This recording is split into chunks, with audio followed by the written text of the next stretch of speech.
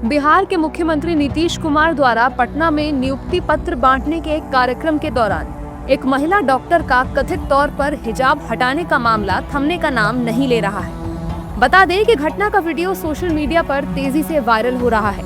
घटना के बाद लगातार विपक्ष सीएम नीतीश कुमार पर हमलावर है और बयानबाजी कर रहा है।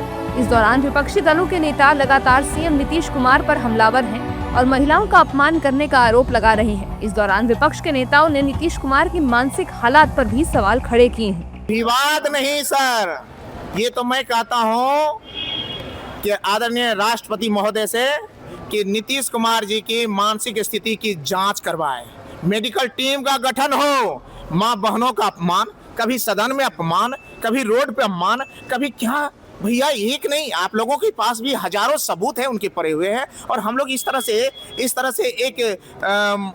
तरह से बेतुके मुख्यमंत्री को झेलना बहुत कठिन है। ये सिस्टम झेल रही है, जनता झेल रही है, माँ बहन झेल रहे हैं अपमान, घुट करके हम लोग अपमान झेल करके बिहार वासियों का नाक कट जाता है इस तरह की जब हरकतें उनके सामने आते हैं। That is true.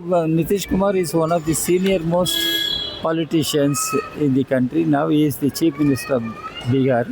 He should have been very cautious what he speaks, what he does.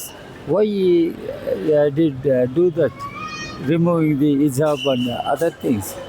And it should be condemned by everybody, and such things should not be repeated. मेरे ख्याल से किसी भी महिला का, भले वो हिजाब पहने या सर ढक ले, हर संस्कार, हर फैमिली का एक ट्रेडिशन होता है। पल्लू कैसे लेना है, हिजाब कैसे पहना है, जिस घर में आप शादी होके जाती है, पैदा होती है, जिस घर में, हर उनके संस्कार होते हैं। तो किसी के महिला के बारे में किसी ने भी ऐसा करना, ये तो गलत ही है ना। ये हमारे संस्कारों की बात है, ये हमारे ट्रेडिशन की बात है। इस समय हिजाब विवाद को लेकर सीएम नीतीश कुमार चर्चा में है। वहीं जम्मू कश्मीर के पीडीपी ऑफिस पर सीएम नीतीश कुमार के खिलाफ प्रदर्शन किया गया। ये प्रदर्शन पीडीपी अध्यक्ष महबूबा मुफ्ती की बेटी इल्तिजा मुफ्ती ने किया। साथ ही उन्होंने सीएम नीतीश कुमार के खिलाफ एफआईआर भी दर्ज कराई है। इस दौरान उन्होंने सीएम उमर अब्दुल्ला पर भी तीखा हमला किया है। इंडिया के ओनली मुस्लिम चीफ मिनिस्टर है उमर साहब। कम से कम आज जब हमारी मुसलमान बच्चियों की इज्जत पे आंच आई, कम से कम उनके लिए ही लड़ते, इसमें गंदी सियासत नहीं करते। जब नीतीश साहब ने किया 2 दिन तक उमर साहब ने एक भी बात नहीं की। जब 2 दिन बाद स्टेटमेंट दिया उसमें भी आपने महबूबा जी को लाया। इंस्टेड ऑफ कंडेमिंग नीतीश साहब, आप नीतीश साहब को शायद वो आपके दोस्त हैं, बीजेपी के हैं, तो आप उनको डिफेंड कर रहे हैं। So it's very shameful. हालांकि मामले के तूल पकड़ने के बाद बीजेपी नेताओं ने इस पर अपनी सफाई दी है। एनडीए नेताओं ने नीतीश कुमार द्वारा हिजाब हटाने वाले मामले पर कहा है कि नीतीश कुमार और उस छात्रा का बाप और बेटी जैसा रिश्ता है, लेकिन विपक्ष इसे बेवजह का मुद्दा बनाकर जनता को गुमराह करने की कोशिश कर रहा है। देखिए, जो चीजें हुई हैं, अपनी बेटी की तरह से नीतीश जी ने उसको किया, उसको एक दूसरे रूप में ले लिया गया।